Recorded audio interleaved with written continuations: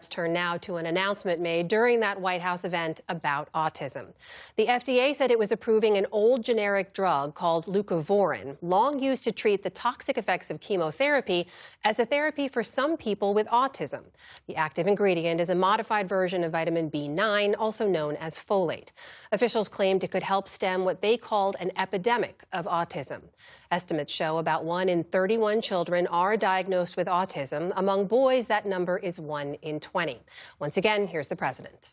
The meteoric rise in autism is among the most alarming public health developments in history. There's never been anything like this. So we're going to save a lot of children from a tough life, really tough life. We're going to save a lot of parents from a tough life. For more on this, I'm joined now by Zoe Gross. She's Director of Advocacy at the Autistic Self Advocacy Network. Zoe, good to see you. Thanks for being here. Thank you for having me. Let's just start with your reaction, the reaction from other people with autism and their families that you've heard to this announcement from the president and his framing of autism as a crisis in this country.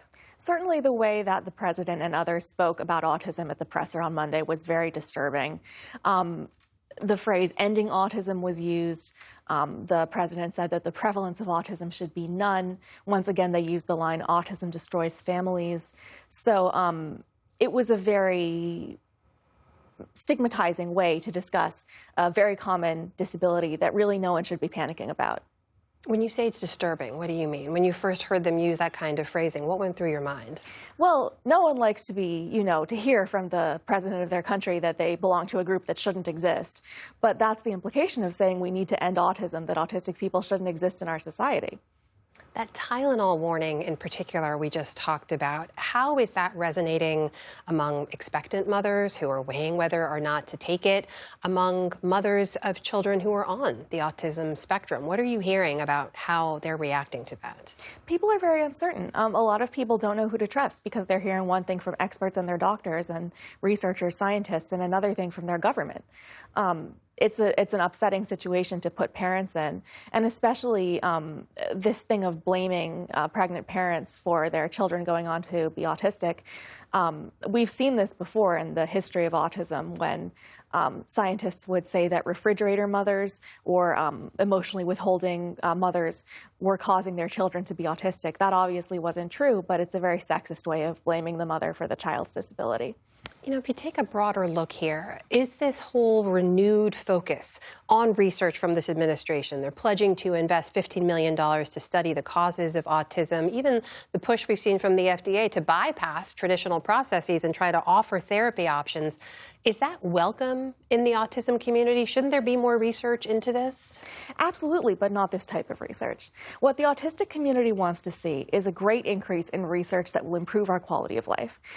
Whether that's investigating questions like, why do so many autistic people have sleep disorders and what can be done to help us with that? Or what is the best way of teaching people to use an alternative communication device so that they have access to language? What are the best methodologies to provide services to people like personal care assistants so that everyone can get out of bed, go to school, go to work, eat their breakfast, do activities of daily living in their community as opposed to in an institution? These are the research questions that we want to see investigated. But there's been a huge pivot leaning even harder into causation research, which already was the vast majority of autism research funding. That's not a step forward for us. So does all of this make you trust what you're hearing from the administration more or less? I mean, how do you look at the guidance that's being offered here from the officials in charge? We would really encourage people to be looking to professional organizations like the American College of Obstetrics and Gynecology, which was mentioned earlier, like the American Academy of Pediatrics, rather than looking to HHS or the White House as a source for public health information right now. We find that what's coming out of there is not reliable. We should note you've shared as part of your story, you were diagnosed at a young age. You've lived your whole life knowing the kind of impact that these conversations unfolding at the national level can have on people with autism and their families. What do you want people to understand about autism and the autistic community right now? Autism isn't going anywhere, and that's not something you should be scared of.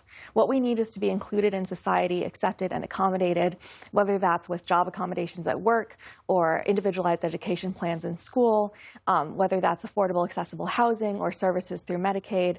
We belong in society, and we deserve our rights, and we deserve accommodations. Zoe Gross, Always great to see you here. Thank you so much from the Autistic Self Advocacy Network. Thank you for your time. Thank you.